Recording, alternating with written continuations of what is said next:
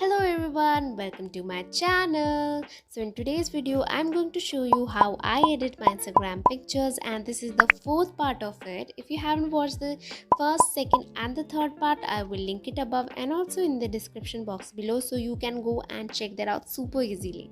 So yes, let me tell you one thing, that the preset that I've created in this video is one of my favorite preset that I've ever created, because I totally love the way it has turned out and I hope you will also love it.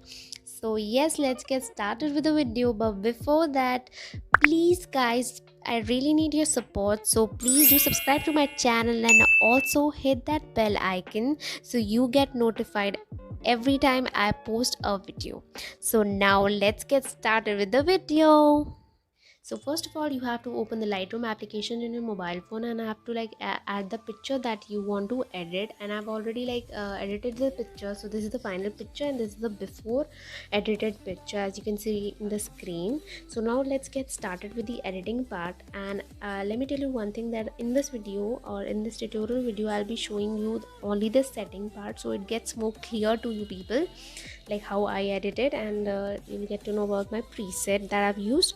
So I hope this will be beneficial, so keep on watching that till the end. So yes, that's it.